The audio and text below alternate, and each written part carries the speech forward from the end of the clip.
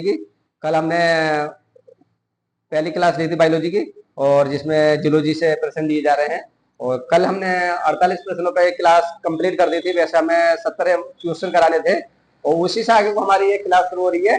ज्यादा समय नहीं लेने के कारण क्लास फटाफट शुरू कर लेते हैं, क्योंकि क्लास इसके बाद में एक बायोलॉजी की टीजीटी रहेगा, और समाजशास्त्र क्लास होने जाएगी इसके बाद में।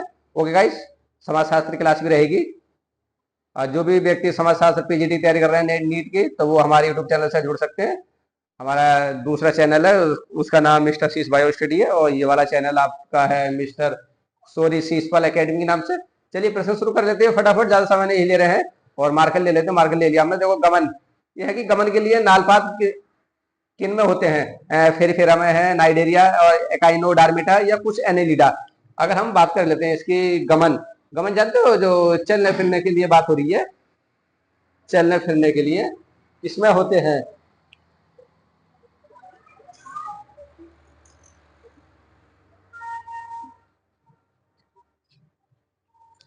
तो गमन चलने फिरने के लिए किसमें होते हैं? तो अगर इस प्रश्न की बात कर लेते हैं, सी आंसर ये नाइडे इकाइनोडार्मिटा में।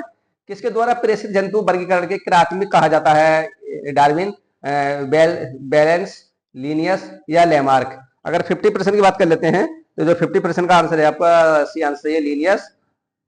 जल सतह पर निश्चल उतरने वाले जंतु कहलाते हैं नेक्टोनिक, नेरिटिक, फिलेजिक या प्लेक्टोनिक। 51 में का, तो क्या है पर डी आंसर है प्लेक्टोनिक। मोती का उत्पादन करने वाला जंतु किस संघ में आते हैं? आर्थ्रोपोडा है, मोलास्का है, एनेलिडा है, एनाइडेरिया है। 52, अगर 52 की बात कर लेते हैं, तो आपका बी आंसर है मोलास्का है। संकप्लेट हेलमेंथिस का उदाहरण क्या है? सिस्टोसोमा है, ट्रेपनोसोमा है, या प्लाज्मोडियम या वोइचुएरिया है 53 में। तो 53 का एक सी आंसर, 53 का ए आंसर सही है, सिस्टोसोमा। चार जोड़ी पाद किस वर्ग के जंतुओं का विशिष्ट लक्षण है? कीट वर्ग है, एरेन के नाइडा है, मीरोस्टोमा है, या क्रेस्टेशियम है। 54 का, तो 54 की बात कर लेते हैं। 54 का भी आंसर सही है, एरेन के नाइडा। की कोशिकाओं की उपस्थिति किसका विशिष्ट लक्षण है? गोल कृमियों का, स्पेंजो का, मिट्टी के कृमियों का, या जीही कृमि का। 55 का, तो 55 की बात कर लेते हैं। बी आंसर ये स्पेंजो का। युगली में पड़ रही था, अर्थात क्लोरोफिल होता है, फिर भी इसे जंतु मानते हैं, क्योंकि ये जंतुओं की भांति श्वसन करता है, जंतुओं की भांति जनन करता है, सूर्य के प्रकाश की अनुपस्थिति में जंतु की भांति पोषण करता है, या इनमें संकुचित रिक्तिका होती है। अगर बात कर लेते हैं, सी आंसर सही है, क्योंकि सूर्य के प्रकाश की अनुपस्थिति में जंतुओं की भांति पोषण करता है। एनाडोमस मछलियां वे होती हैं जो जाती हैं समुद्र से समुद्र मुख में, या ज्वार धनमुख से समुद्र में, या एक नदी से दूसरी नदी में, या एक समुद्र से दूसरे समुद्र में। अगर इसकी बात कर लेते हैं, तो हमारा जो 57% का आंसर है, 57 का ये आंसर सही है, समुद्र से ज्वार धन मुख में। सबसे बड़ा आकाशीय रोगी क्या ऑक्टोपस है, स्क्विड है, कोरल है, या जेलफिश है। 58 का, तो 58 का क्या है आपका? एस्क्विड है, बी आंसर सही है इसका।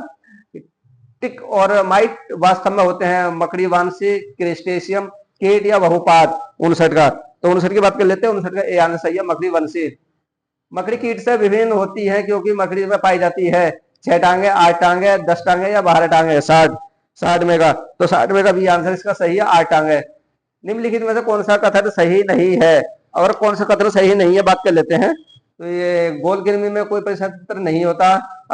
अस्थिन मछलियों में बातास से आमतौर पर विद्यमान होता है, और उपस्थित मछलियों में निषेचन आंतरिक होता है। ये बात सही है। और कौन सा?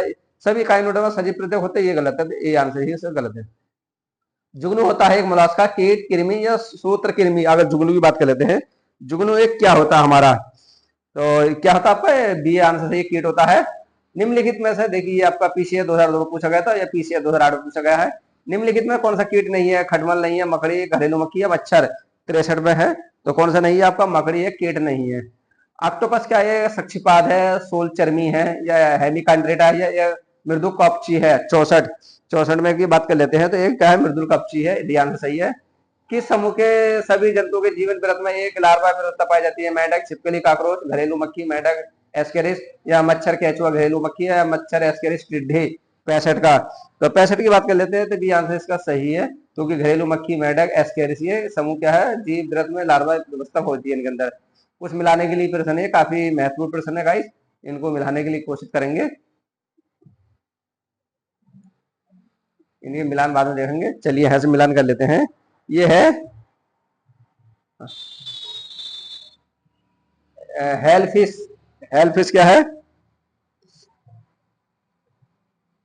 हेलफिश क्या आपका एक स्तनधारी है, जेलफिश आपका सिलेंट्रेटा है, क्रेफिश आपका आर्थ्रोपोडा है, और डेविल फिश आपका मोलास्का है, सिल्वर फिश क्या है? इंसेक्ट आर्थ्रोपोडा है, और टारपीड आपका मत्स्य वर्ग है, स्टार फिश आपका एकाइनोडर्मेटा है, और डक फिश आपका मत्स्य वर्ग है, और झींगा मछली आपका आर्थ्रोपोडा है, और कटल फिश आपका मोलास्का है।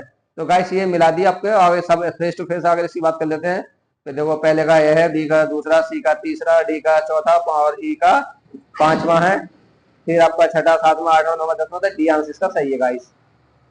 कांटेदार कीट पक्षी होता है, कांटेदार क्या होता है? ऑस्ट्रेलिया या स्तनी होता है, ऑस्ट्रेलिया स्तनी, या भारत का पक्षी या ऑस्ट्रेलिया सरीसृप होता है। 67 में तो कौन सा होता है? बी आंसर सही है, ऑस्ट्रेलिया में स्तनी होता है, बी। चमगादड़ों में प्रतिध्वनियों ध्वनियों को द्वारा आगे उपस्थित बाधाओं को स्थान निर्धारण की प्रक्रिया में चमगादड़ द्वारा उत्पन्न ध्वनि तरंग क्या है?